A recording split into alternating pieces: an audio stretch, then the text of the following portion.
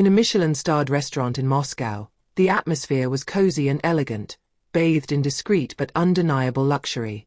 Crystal chandeliers, hanging from the high ceiling, cast a soft light that made the silver cutlery and cut crystal glasses sparkle. The white tablecloths, of impeccable linen, were so well ironed that they barely seemed to be wrinkled under the weight of the fine china plates. The subtle scent of fine foods hung in the air, mingling with the soft melody a pianist was playing in the background, seated at a majestic black grand piano. The conversations of the customers, mainly businessmen, politicians and a few celebrities, were hushed, almost whispered, as if the walls themselves were witnesses to important secrets. The waiters, dressed in crisp black suits, moved with controlled grace, gliding between tables with choreographed precision. Among the guests, a man in his 60s was seated at an isolated table, near a large bay window which offered a breathtaking view of the illuminated streets of Moscow. He was alone, which was rare in an establishment where people often came for business or social occasions. His suit, of a sober but impeccable cut, demonstrated a certain taste for discreet elegance. Every movement of this man was measured, calculated, devoid of any superfluous gesture. He didn't check his phone, didn't look around like other customers often did to gauge who was there. He was content to savor his meal with almost disconcerting serenity, cutting each piece with military precision, chewing slowly, as if analyzing each flavor. In the shadows of the counter, Andrei, one of the waiters, observed this scene with a smirk. Aged around 30, he had the charisma of a man who knew his job, but also the arrogance of those who believe they are indispensable. His manners were impeccable when dealing with customers, but in private, he did not hold back from making fun of certain personalities who frequented the establishment. He liked to comment on their quirks, their eccentricities, or their way of behaving with the staff. That evening he was in a particularly mocking mood.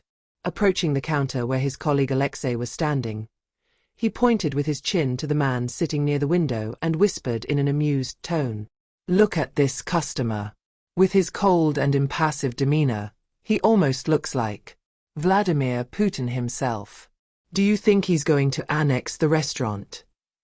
He laughed softly, satisfied with his joke, but his laughter died when he saw his colleague's face freeze. Alexei, who had worked here much longer than Andrei, had just turned slightly pale. He lowered his voice and whispered, "Shut up, Andrei. This is not a joke." But Andrei shrugged, raising his eyebrows casually. "Come on, relax. He's just another rich guy. Look at him, he eats like he's meditating on the fate of the world. I'm sure he'll ask for an ice-cold vodka and stare at us until we're afraid to breathe too hard."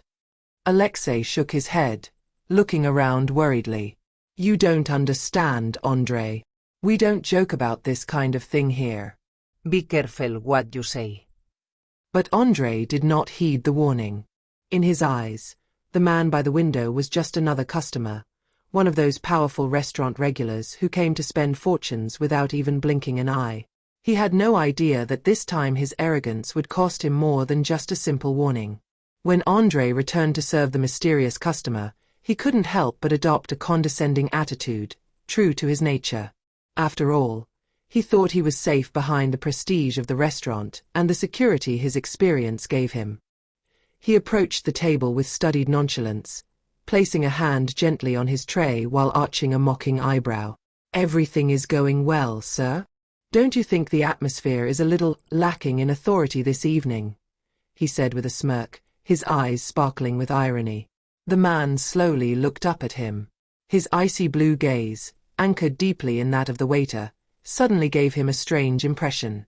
It was not an expression of anger or indignation, but a silent, almost surgical observation, as if he were taking in the full measure of the man standing before him. A slight unease settled in Andrei, but he chose to ignore this feeling, convinced that his light tone would be enough to mask the emerging tension. "The service is surprising," the customer replied in a neutral tone, without any emotion filtering from his face. Rather than taking this response as a warning, Andrei was amused. He had a habit of playing with fire, testing clients' limits without ever suffering any real consequences. "You know, here we're used to treating our customers like kings. Well, Unless you're already a king in disguise. He added, sneering. A silence settled. The man did not respond immediately.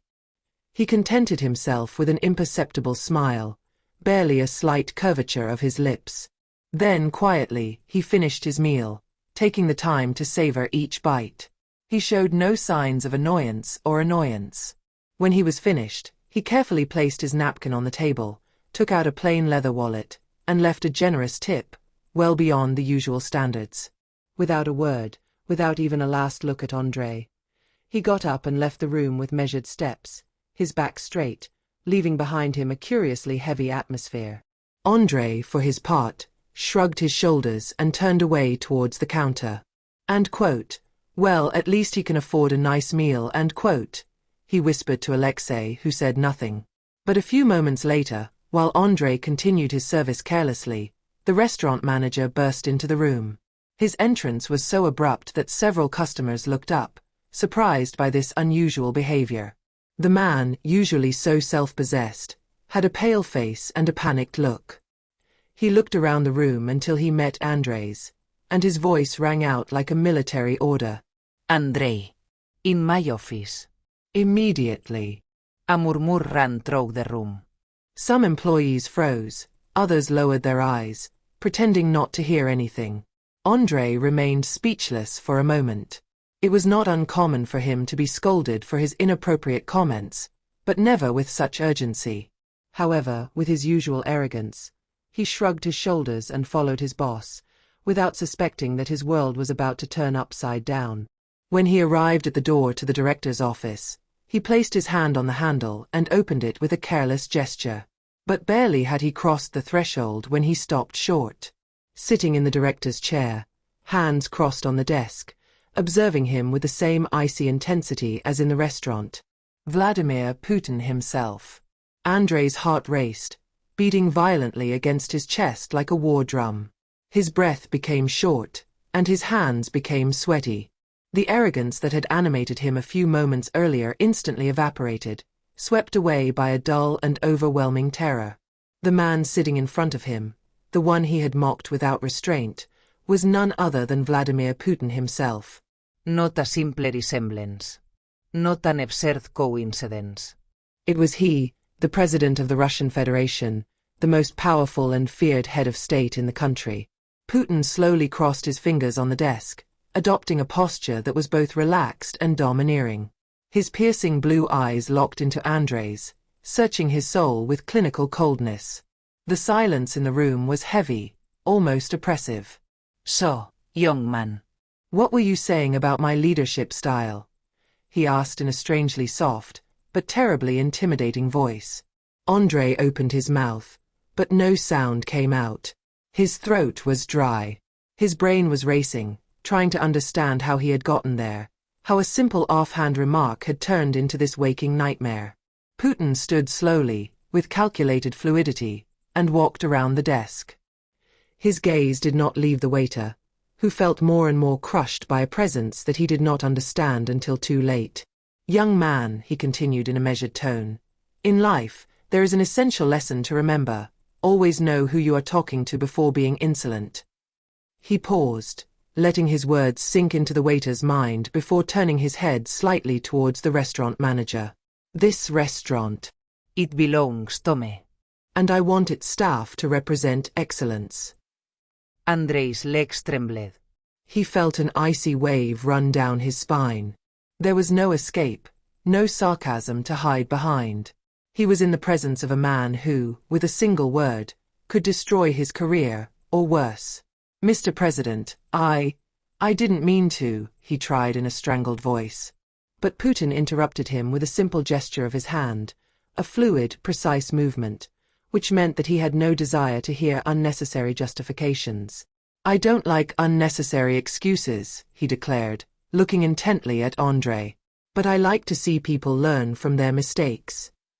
He paused, then added in a slightly lower, almost confidential tone, "You have two choices, Andrei.